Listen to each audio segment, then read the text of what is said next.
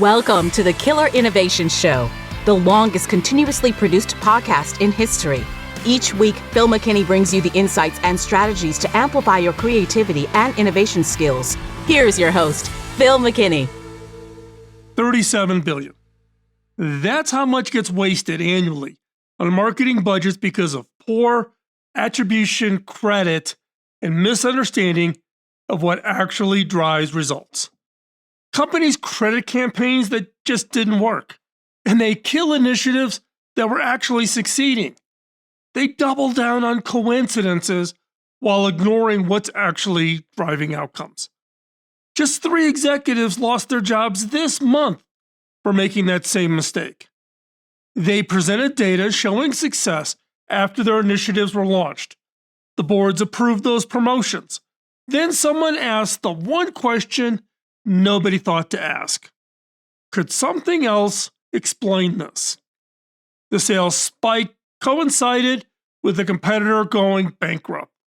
The satisfaction increase happened when a toxic manager quit inside of an organization. The correlation was real. The causation was fiction. And this mistake derailed their careers. But here's good news. Once you see how this works, you'll never unsee it again. And you'll become the person in the room who spots these errors before they cost millions. But first, you need to understand what makes this mistake so common and why even smart people fall for it every single day. But so, what is causal thinking? At its core, causal thinking is the practice of identifying genuine cause and effect relationships, rather than settling for surface level associations. It asks not just, do these things happen together, but does one actually cause the other? This skill means you look beyond patterns and correlations to understand what's actually producing the outcomes you are seeing.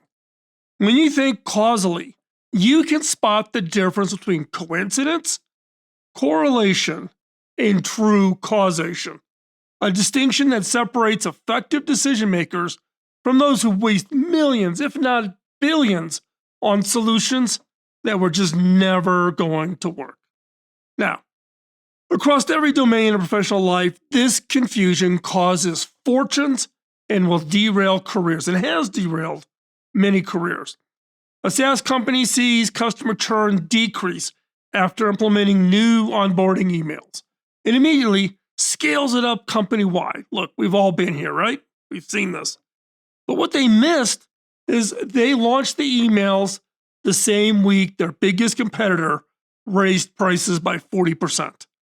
The competitor's pricing reduced the churn, but they'll never know because they never asked the right question.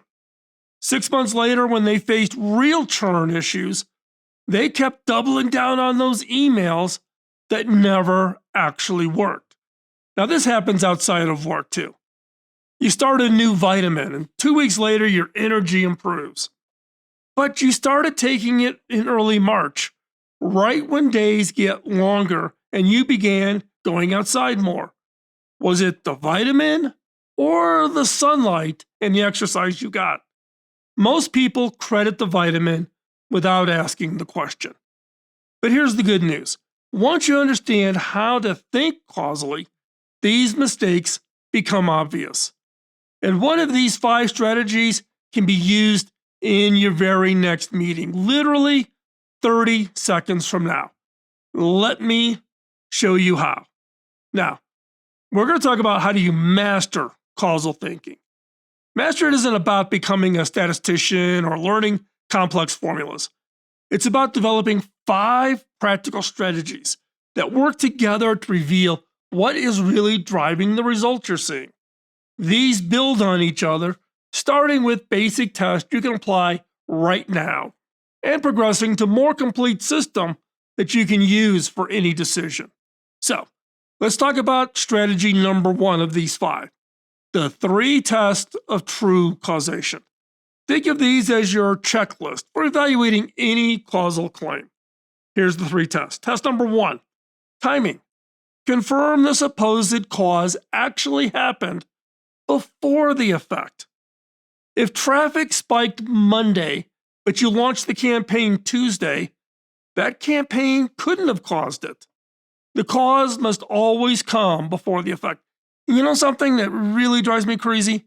I am shocked about how many people never apply this test, and when they look into it, then they realize it could never have caused it. So check the timing. Test number 1. Test number 2, consistent movement. When the supposed cause is present, does the effect reliably occur?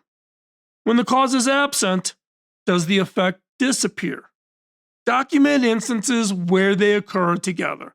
Then examine situations where the cause is absent. If the effect happens just as often without the cause, you're looking at correlation, not causation. Test number 3, rule out alternatives. Think carefully about what else could explain what you're seeing. Actively try to disprove your idea rather than only looking for supporting evidence. Avoid that confirmation bias. Now, if you cannot eliminate other explanations, you do not have causation. So let's talk on strategy number 2. So this is the second one of 5. Ask, could something else explain this? Let's drill into this more. Here's a technique you can implement in the next 30 seconds that will immediately improve your causal thinking. Whenever someone presents a casual claim, ask out loud, could something else explain this? This simple question is remarkably powerful. It forces the speaker to consider hidden factors they are ignoring. It reveals whether they're actually done causal analysis or they've just noticed a correlation and declared victory. Ooh, I figured this out. It shifts the conversation from assumption to examination. Try it in your next meeting when someone says, hey, we did X and Y improved. And watch how often they have never considered the alternatives. Watch how often their confident causal claims becomes less certain when forced to address this simple question. Most people present correlations as causations without ever realizing it. Your question makes that leap visible. Suddenly they have to justify it with evidence or back down. It's not confrontational. It's curious. Is there another explanation for this? And curiosity is the foundation of good causal thinking. Use it today. Use it every time someone attributes an outcome to a cause without ruling out alternatives. That question leads us naturally to our next strategy, learning to identify what those something else's actually are. So strategy number 3, the 5, is hunt for hidden causes. Confounding variables is a third factor that influences both your suspected cause and your observed effect. It creates the illusion of a direct relationship where none exist. So here's a simple example. Ice cream sales and drowning deaths both increase during summer months. Now, does ice cream cause drowning? Obviously not. The confounding variable is warm weather, which causes both more ice cream purchases and more swimming. Now, here's the business version. A retail company sees both customer satisfaction and sales increase after renovating their stores. Does the renovation cause higher satisfaction? Maybe, but both also increased because they renovated during the holiday shopping season, when people are generally happier and spending more anyways. Same logical structure, same expensive mistake if they concluded renovations always boost satisfaction. So, how do you do this? Well, first of 5 steps here is 1, map the relationship. When you observe a correlation, write down your suspected cause and your observed effect. This visualization helps you spot gaps in your logic immediately.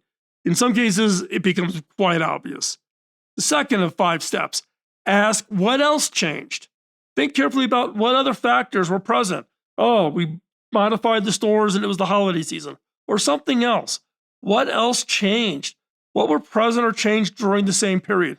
Make a written list so your brain doesn't skip over these hidden clauses.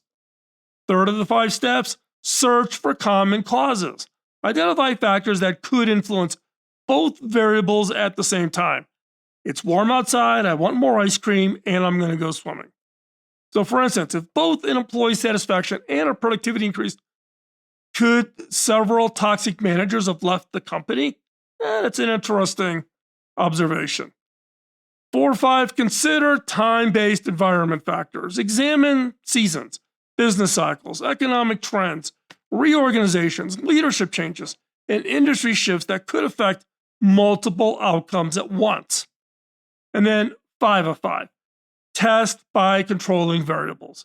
If possible, create scenarios where you can control or account for potential hidden clauses. Try analyzing subgroups where the hidden clause is absent, or run controlled A/B testing. Once you can spot these hidden clauses, you're ready to understand why your brain makes these mistakes in the first place. And this next one, it's probably happening in your head right now without you realizing. So, strategy 4 of the 5 we're going to talk about today is outsmart your brain's shortcuts. Our brains are wired to see causal correlations everywhere, even where none exist. Now, this is not a design flaw of our brain. It's a survival mechanism that kept our ancestors alive. But in modern business world, this pattern-seeking instinct can mislead you. Your brain wants to find those simple causal stories. Reality is usually far more complex. Once you know what to watch for, you can catch yourself making these errors before you ever make them. So, 5 steps we're going to talk about. First one of 5 for short-circuiting your brain is catch your instant explanations. When you observe a pattern, pause before declaring a causation. Ask yourself, am I seeing causation because it's really there, or because my brain desperately needs an explanation? Number 2, fight confirmation bias. Actively search for information that challenges your causal idea, not just data that supports it. If you cannot find contradicting evidence, you haven't looked hard enough. Here's how this plays out. A manager believes remote work hurts productivity. She notices that every time someone's late to a Zoom call, but she doesn't notice the 3 on-time people. She remembers the 1 missed deadline, but forgets the 5 delivered early. Her brain is filtering reality to confirm what she believes about work productivity. Be careful of that confirmation bias. Third of 5, to help short circuit your brain from automatically jumping to a causal relationship, question your compelling stories. Beware of explanations that just sound too clean, too neat, too packaged. If your causal explanation reads like a perfect success story, double check it. 4 of these 5 steps, don't see patterns in randomness. 3 successful quarters in a row does not mean you've discovered a winning formula. It might just be a lucky streak. Always ask, could this pattern occur by chance? And then 5 of 5, watch the after therefore because trap. Every time you catch yourself saying, we did X, and therefore then Y happened, force yourself to consider alternative explanations. Ask yourself, what would I need to see to know this isn't causal relationship? Now that you understand how your brain works and how your brain really wants to short circuit, let's pull this all together into a practical system you can use every time you need to make a high stakes decision. So strategy 5 of the 5 we're going to talk about today is the 5-question causation check. Mastering causal thinking requires more than just understanding the principles, which we've just been covering. It demands a clear approach you can apply when the stakes are high and you're making millions, hundreds of millions, or billions of dollar decisions, and that's when the pressure is on. So, what is this 5-question causation check? Number 1, define the relationship clearly. Write out the specific causal claim you're evaluating and write it out with precision. So, an example: social media advertising increases qualified leads by 10% is better than marketing works. Be specific. It isn't about social media advertising increases in leads by the benefit of marketing. No, by X percent. Be very clear. 2 of 5, verify the basics. Does the cause come before the effects in time? Are they consistently related across different contexts? Are there possible alternative explanations? 3 of 5, look for or create tests. Find situations where the supposed cause varies while other factors stay constant. The goal is isolation. Can you isolate the variables you're testing from everything else that's changing? 4 or 5, check if more causes more. Does more of the cause lead to more of the effect?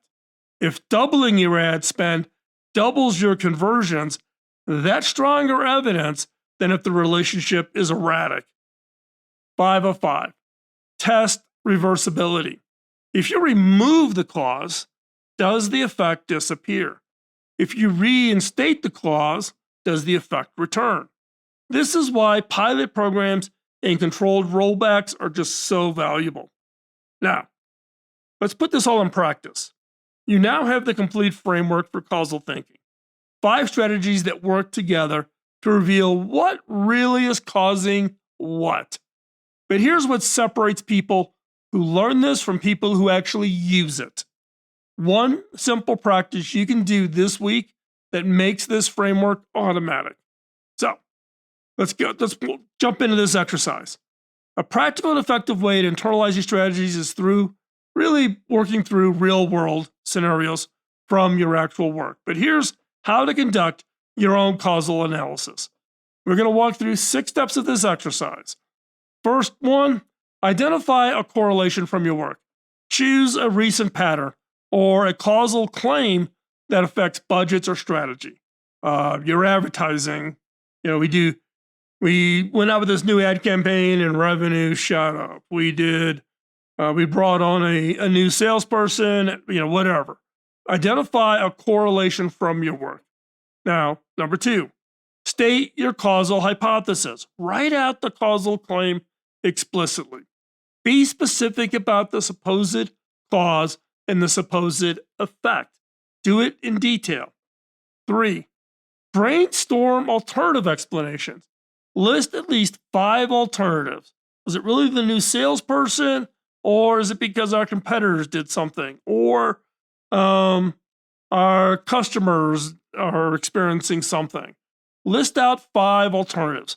Force yourself to beyond the obvious first 3 that are easy to come up with. Come up with 4, 5, even 6. Fourth of this exercise, apply your 3 tests.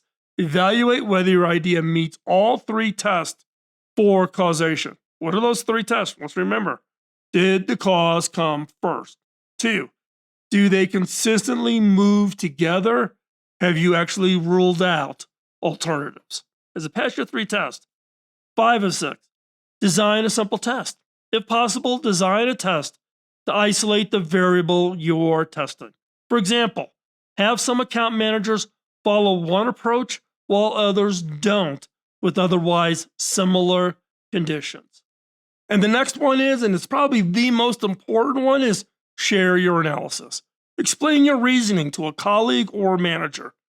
This forces you to document it, provide clarity, demonstrates the analytical rigor to somebody else. One is you can validate what you're thinking, but 2, it's also a great way to help them see possibly flaws in the logic of, hey, correlating this causes this when it's really not a causation, it's just a correlation. They just happen to happen together.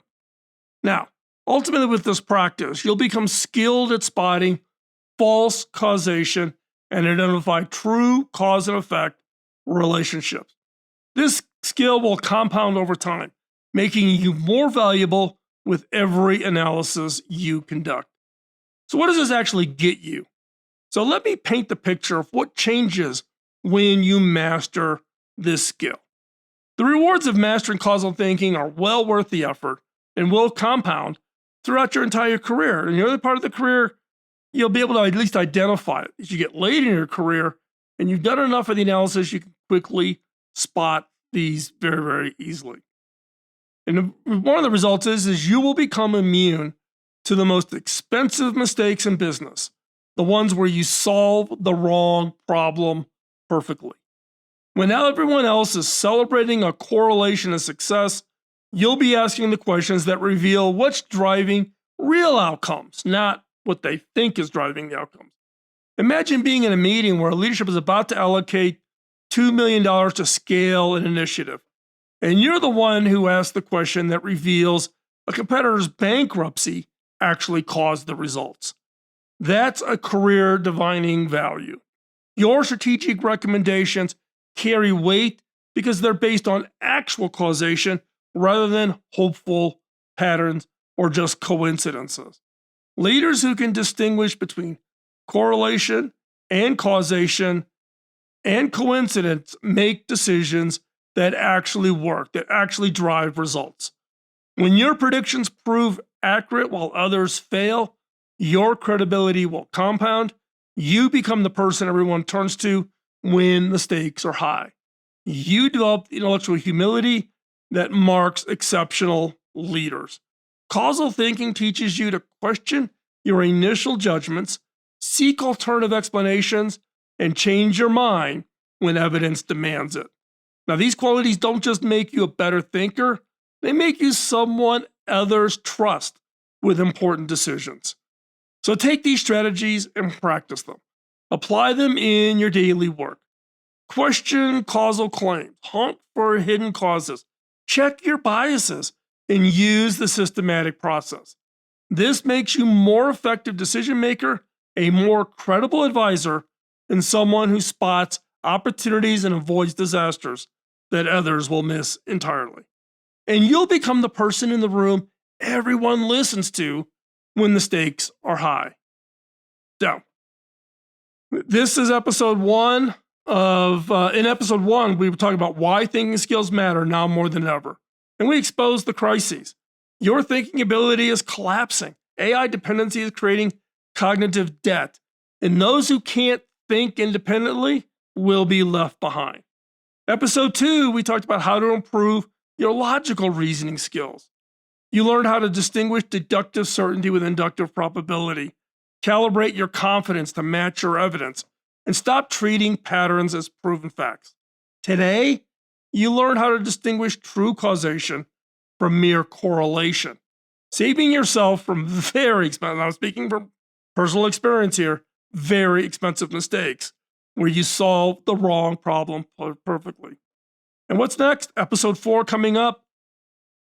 Analogical thinking, the power of comparison.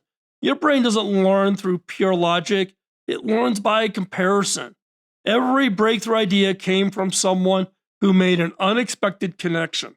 You'll learn how to generate insights through analogy, recognize when comparisons break down, and spot when others use false analogies to manipulate you. Hit that subscribe button so you don't miss any of the future episodes. And also, can I ask a favor? Hit that like, hit that notification bell. It helps with the algorithm so others see our content. And why not share this video with a colleague who you think would benefit from it? I'm guessing you have already thought of 3 people you work with who don't understand the relationship between causation and correlation. And plus, you may have a family member, given all of what we see in social media where people claim a causation when it's only a correlation. Because right now, while you're watching this, someone just approved $1 million budget based on a correlation they mistook for causation. The only question is, will you be the one who catches it? We'll talk to you next week. Bye-bye. Podcasting nonstop since 2005, this has been the Killer Innovation Show on the Innovators Network.